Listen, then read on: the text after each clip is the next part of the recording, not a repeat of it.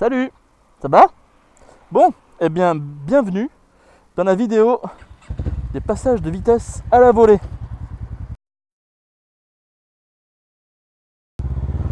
Allez, c'est parti. Alors, petite explication avant de passer aux travaux pratiques.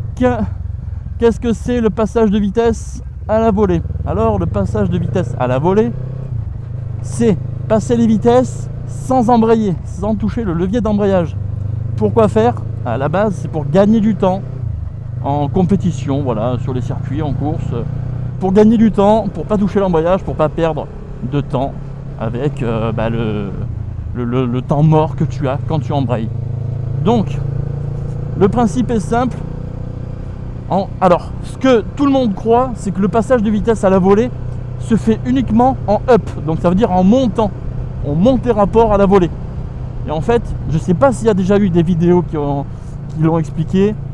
Je pense que oui, j'ai pas regardé. En fait, bon, voilà, je m'intéresse pas parce que je vous explique de ma manière comment on passe des vitesses à la volée.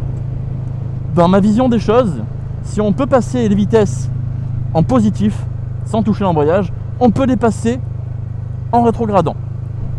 Tu vois? Donc, pour moi, on peut passer les vitesses dans les deux sens. Alors, quand on passe les vitesses à la volée, il y a une certaine technique à avoir. En fait, on fait le travail du shifter. Maintenant, il existe un petit appareil qui est un shifter qui te coupe l'électronique, qui coupe les gaz, quoi, quand tu passes ton vitesse supérieure. Et quand tu as un shifter up and down, il te met un petit coup de gaz quand tu rétrogrades. Ce qui fait que lui, ici, il peut le faire. Nous, on peut le faire. Donc c'est pour ça que ça fait très très longtemps, je peux dire plusieurs années, que je passe mes vitesses à la volée. Est-ce que c'est conseillé de le faire sur des motos récentes, tout ça? J'ai une tendance à te dire non, à déconseiller. Parce que je pense que ça abîme un petit peu la boîte. Bon, sur ma moto, on s'en fout. La boîte, elle est rodée depuis quelques années. Elle a 25 ans, 150 000 bornes. Ce qui fait que, bon, même si la boîte pète, bon ben voilà, c'est un dinosaure. Donc, je vais te montrer comment on fait. Alors, il y a une façon simple d'expliquer, enfin c'est comme ça que je l'ai expliqué à quelqu'un qui avait une CB500, et elle a compris de suite. Ton sélecteur de vitesse, quand tu appuies dessus, quand tu mets une légère pression dessus, tu t'aperçois qu'il ne bouge pas, ni en descente, ni en montée. Et en fait, l'idée pour que tu comprennes ce passage de vitesse, c'est que tu le mettes en contrainte, plutôt pour lever le rapport déjà au début, pour t'entraîner. Mais ça, faites-le sur des vieilles motos, je pense. Hein. Des motos récentes, vous pouvez le faire, mais il faut commencer à connaître, à être un peu connaisseur à ce niveau-là. Donc en fait, tu mets ton pied sous le sélecteur, tu le mets en contrainte et tu lâches les gaz d'un coup. Et en fait, ton sélecteur, là, je vais te montrer, attention, hop, et voilà, ton rapport vient de passer. Une fois que ton sélecteur est en haut, après tu t'en fous, quoi. T'as pas besoin de le baisser instantanément. Une fois qu'il est en haut, il est engagé, tu le relâches quand tu veux. Voilà, c'est pour ça, il faut pas se presser. Et dès que tu as engagé le rapport, pareil, il faut pas réaccélérer tout de suite. Il faut pas stresser en fait pour passer les vitesses à la volée, parce que si tu stresses, tu pars à la faute. Pour la descente, c'est pareil. Tu mets ton pied dessus, dès que tu coupes les gaz, hop, tu vois, là, elle a rétrogradé. Donc je te montre, j'accélère. Voilà. Ça, c'était une manière plus rapide de te la montrer. En fait, parce que ça devient un automatisme. Donc tu accélères, hop, dès que tu coupes les gaz, ton rapport passe. Ceux qui ont l'habitude de faire du circuit, tout ça, ne me tapez pas, ne me dites pas, ah, c'est pas comme ça qu'on fait. C'est ma technique. Chacun fait comme il veut. Alors, il faut se méfier dans le rétrogradage. Si jamais vraiment tu rétrogrades pendant que tu décélères, ça passe très facilement. Mais par contre, selon la vitesse à laquelle tu es, ça va bloquer ta roue. Donc c'est vrai que je conseille de les passer à la volée en up. Par contre, en down, il va falloir s'y connaître un petit peu plus. Je vais te montrer en version un petit peu plus dynamique comment on passe les rapports en down. Allez, on accélère. Voilà, là je suis lancé à 80 km/h et je vais mettre un tout petit coup de gaz juste pour lancer un petit peu la boîte. Attention. Voilà. Attention. Tu vois, la roue s'est bloquée sur quelques mètres.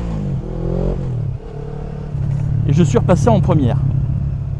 Ce que je déconseille vraiment, c'est de passer en première à la volée. Et de passer en deuxième à la volée aussi. De la première à la deuxième, c'est une horreur. Tu te prends un coup de pied au cul, mon pote.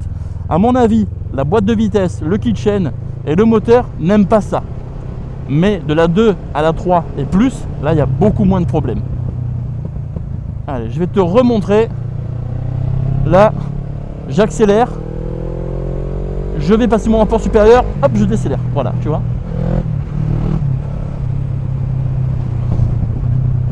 Là, je mets des petits coups de gaz. Voilà, pour décélérer. Plus ton kitchen va être détendu, forcément, plus le point mort sera important. Et plus ton passage de vitesse sera doux. Plus ton kitchen va être tendu, moins il y aura de temps de relâchement, tu vois. En fait, ce qui permet de passer ton rapport, c'est que la boîte se relâche une fraction de seconde. Et c'est en microsecondes. Et c'est à ce moment-là que fourbement, hop, le pignon s'insère. Tu vois. Donc là, je vais te remontrer. J'accélère progressivement ou à bloc, je m'en fous. Dès que je relâche, je passe mon rapport. J'accélère, je relâche. Voilà. Et là, petit coup de gaz.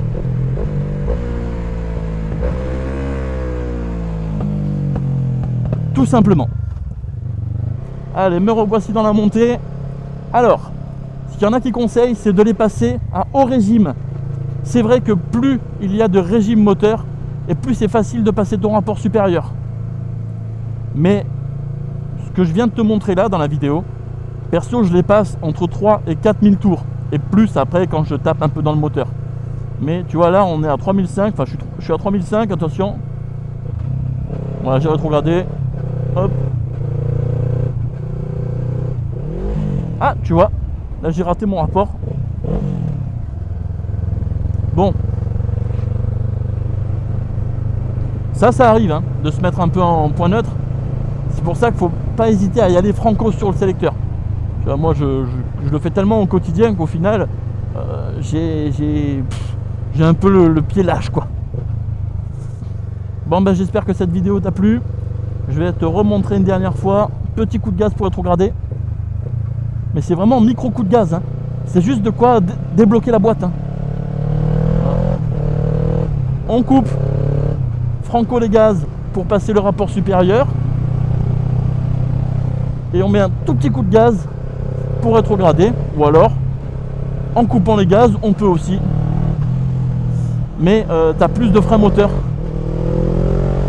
que quand tu mets un petit coup de gaz. Quand tu mets un tout petit coup de gaz, franchement, il y a beaucoup de douceur dans ton passage de rapport.